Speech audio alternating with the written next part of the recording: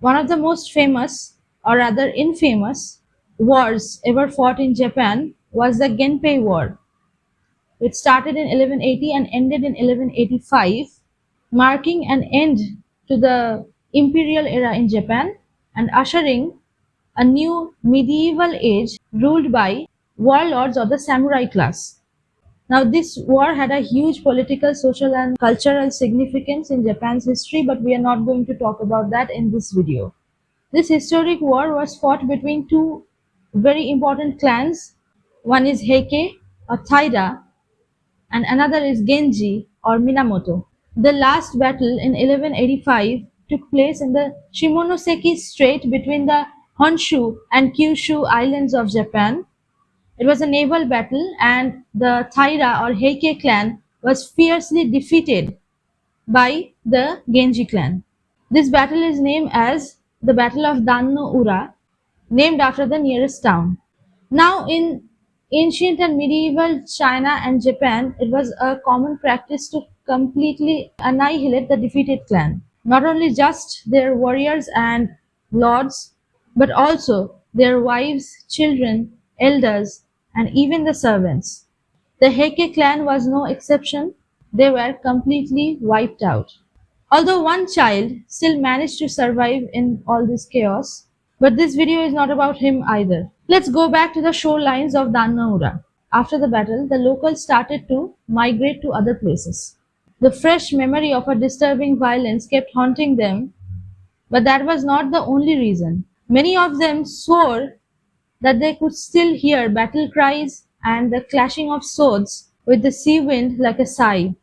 The vengeful spirits of the defeated clan kept haunting the shorelines of Dannaura. Only one Buddhist temple remained in the locality, all others moved away. Now, the priest of the temple happened to be a man of culture. He loved listening to music and poetry. So he invited his poor, blind, yet astonishingly talented friend named Hoichi, who was a famous biwa hoshi at the time. Biwa hoshi means he plays the biwa, an instrument like the lute, while singing tales. So, at his friend's request, this musician, Hoichi, started to live in the temple of Amadaji, which was situated in Shimonoseki. His only duty was to play the biwa and sing tales for his friend every evening. On a humid summer night, the priest and his assistant went to a nearby village to attend a funeral, leaving Hoichi all alone in the temple. The heat that night was stifling, so Hoichi came out of his room, sat on the veranda, and started playing his biwa. The sea wind howled, the waves roared, and in that lonely, empty place, a blind man kept strumming his lute deep into the night. A little after midnight, Hoichi felt someone entering the temple grounds. He also started crossing the garden and come towards him, but that was not his friend. The stranger stood before him and called out his name in a hoarse voice. Hoichi was so startled that he couldn't answer the first time, but he had to respond to the second call. "You are Hoichi, aren't you?" said that intimidating intruder. "They say even the goblins weep when you play and sing. My lord wants to hear you perform. Come with me."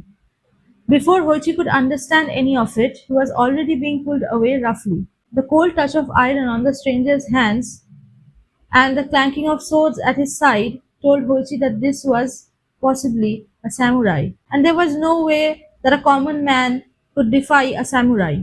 So he had no other choice but to go with him. As they walked, Hoichi kept hearing interesting sounds, such as a grand gate creaking open, elegant footsteps, and soft chatter of noble women in a beautiful garden.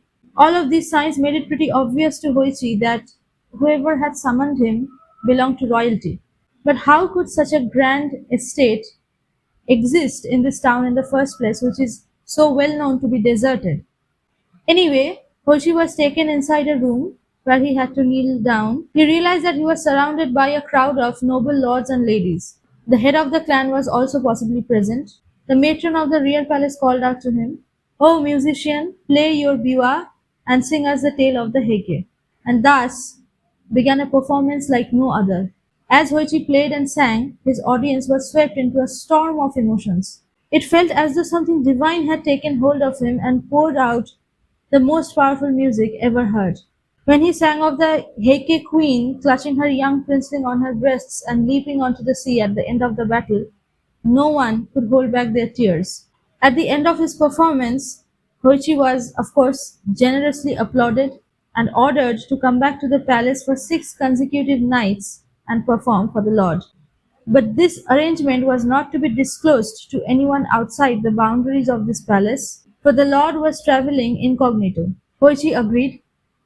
He didn't have much of a choice in the matter, but secretly he also enjoyed giving the performance of a lifetime. A part of him even looked forward to the next night.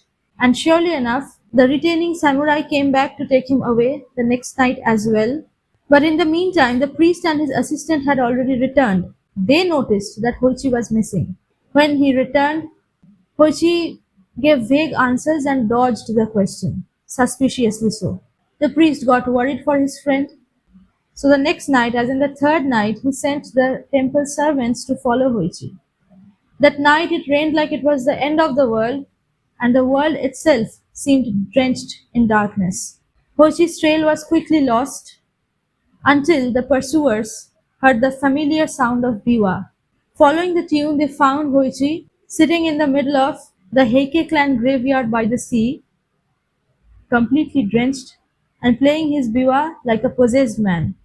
Around him, ghostly flames danced atop each grave, the spirits of the dead, listening. When the servants tried to take him away, Hoichi resisted, shouting that he mustn't be interrupted and the consequences of disturbing such an august audience would be dire. Still, they somehow managed to carry him back to the temple. Once calm, Hoichi had to disclose everything to the priest, and the priest was horrified, to say the least. 6 nights of music had already been promised. Failing that promise would invoke the wrath of the vengeful spirits. Worse, by breaching the secrecy clause, which he had already put himself in danger. And now the priest had to leave yet again for another night, leaving Hoichi alone. But this time, before going away, he prepared a special protection for his friend. He wrote the Heart Sutra, a sacred Buddhist chant, all over Hoichi's body, on his chest, back, arms, legs, face, everywhere. Then he told Hoichi, sit on the veranda tonight in the lotus position and wait. Do not move or make a sound. This chant will make you invisible to the spirits, but even a whisper and you will be done for. Night came. Hoichi sat in silent meditation. The samurai also returned, but he could not see Hoichi, only the biwa lying beside him. He called out his name in fury for 3 times, but Hoichi did not respond. Holding his breath, just when Hoichi started to think that this was probably going better than expected, he felt an immense pain in his ears. 2 cold iron hands were trying to tear them apart. Blood trickled down Hoichi's face and body, but he did not make a sound. The spirit, in his fury, yanked his ears off and disappeared into the night. The next morning, when the priest returned, he saw his friend bleeding and broken. Realizing his mistake, he wept. You see, the whole body was covered in sacred scripts except the ears. From that day on, Hoichi came to be known as Miminashi Hoichi or Hoichi the Earless. The epic song he performed for the dead, the tragic tale of the Heike's fall, became a legendary piece of Japanese literature. Even today, it is still known as the Heike Monogatari or the Tales of the Heike. There is even an anime based on this, so if you are curious about the Genpei War, I would highly recommend watching it. And that was the story of Japan's war ghosts and the singer who lost his ears. If you liked this tale, please do not forget to like, comment, and share. For more such amazing tales from around the world, please subscribe to FolkLok and watch out for a new video every Saturday. See you in the next story.